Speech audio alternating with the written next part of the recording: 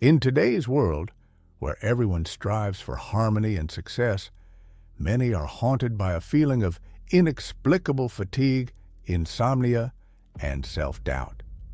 The reasons for this condition lie not in overwork, personal life difficulties, or past traumas.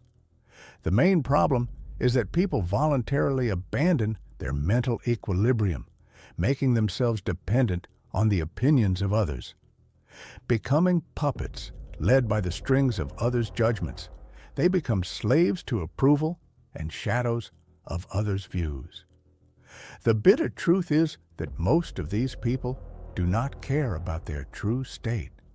They are consumed by their own problems, complexes, and a desperate desire to please like those who seek their approval. Everyone ends up in a trap from which they must break free. Every day turns into an endless search for approving glances, analysis of reactions to every word and action, calculating the perfect moment for conversation, the right laugh, and safe behavior to be accepted by society. But behind every such attempt to please lies the loss of a part of one's own soul. The true essence is buried under layers of compromises and pretense. A person turns away from their uniqueness, silencing the inner voice that should have been their guide. A person is born not to meet someone else's expectations, but to gain control over their own life. Marcus Aurelius's reflections perfectly reflect this truth. It is surprising that, loving themselves more than others, people attach more importance to their opinions than to their own. This is like a disease, a virus that affects the mind, causing excessive worry about others' perceptions and a desperate need for approval. In the pursuit of pleasing and earning recognition, an individual loses themselves, becomes invisible to themselves, adapts to others, and abandons their own essence.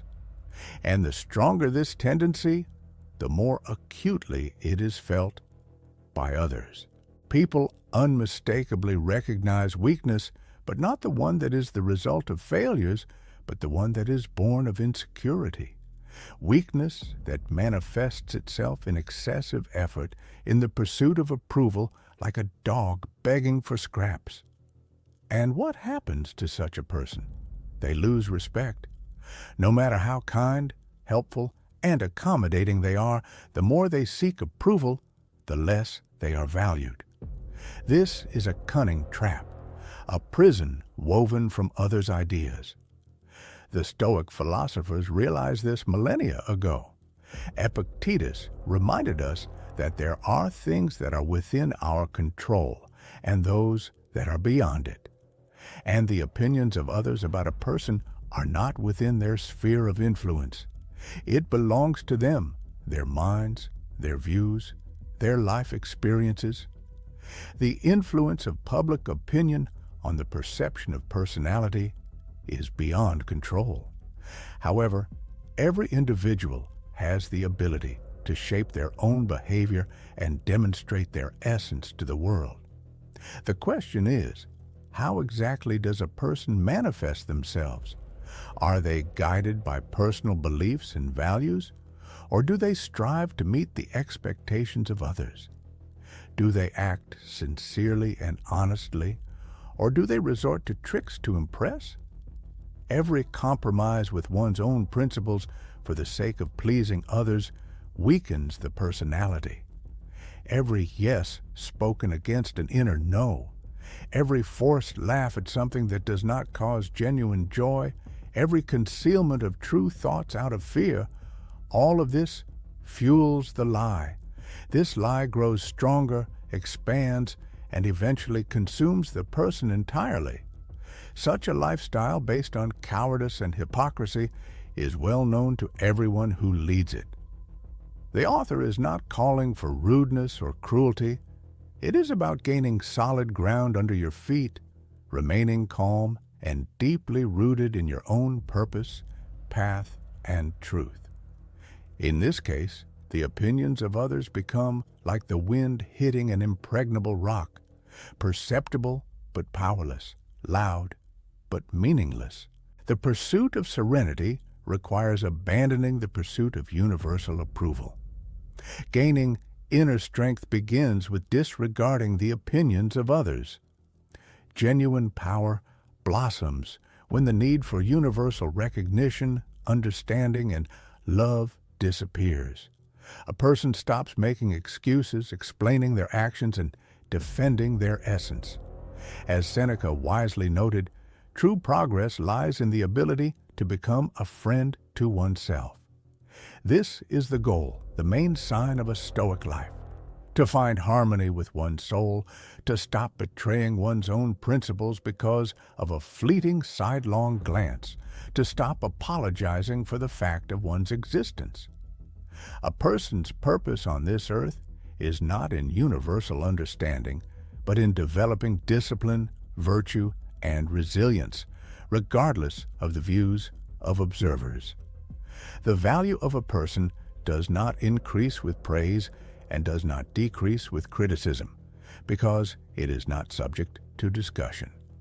This is the strength, the Stoic freedom, which requires, however, constant work on oneself, awareness, and ruthless honesty.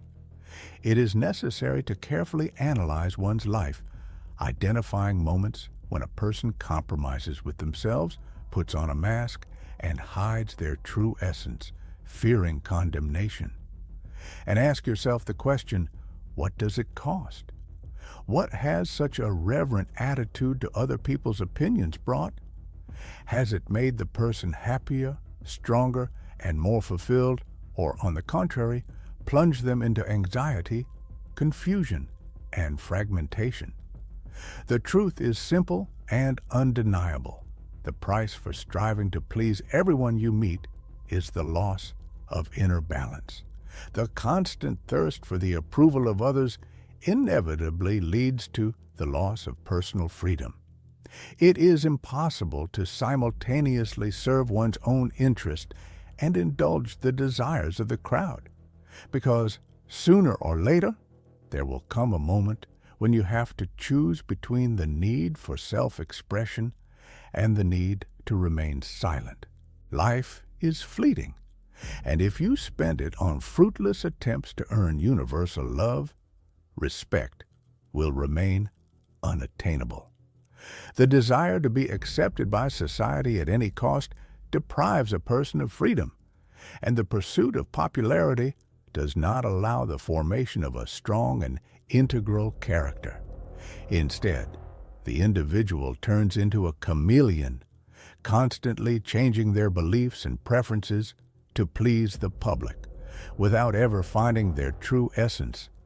It is no coincidence that Marcus Aurelius, the Roman emperor and philosopher, kept a diary, understanding that the human mind is like a battlefield, which, without daily discipline, is captured by fears, illusions, and selfish impulses.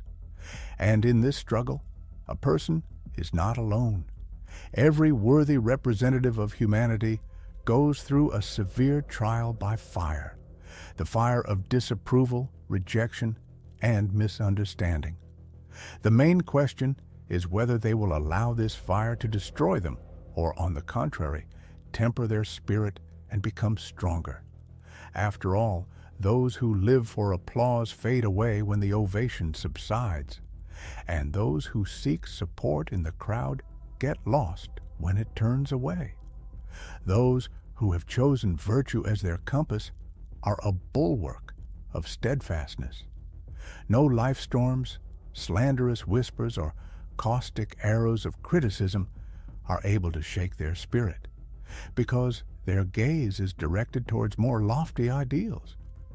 They are not tempted by fleeting glory, not lured by the thirst for universal approval, and not seduced by the desire for personal comfort.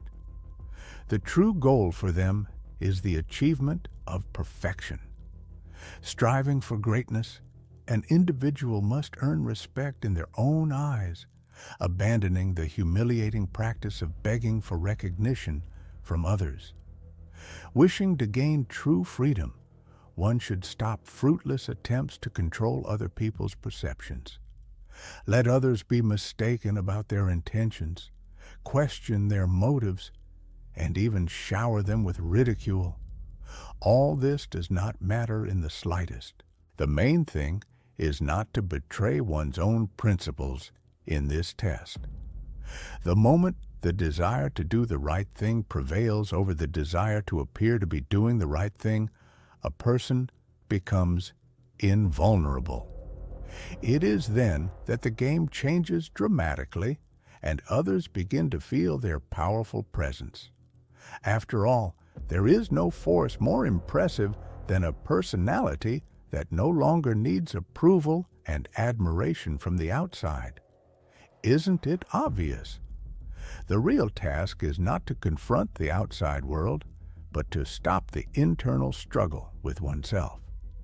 It is necessary to free oneself from the obsessive idea of achieving unattainable perfection. One should abandon the unrealizable dream of universal love and recognition. It is important to let go of the need to constantly demonstrate one's strength, wisdom, sense of humor, and irresistibility. Instead, accept your true essence and express it fully, without any excuses, doubts, or fears. This is the essence of Stoic philosophy, accepting yourself as you are with all your strengths and weaknesses. This is the path to inner harmony and freedom from unnecessary stress and anxiety.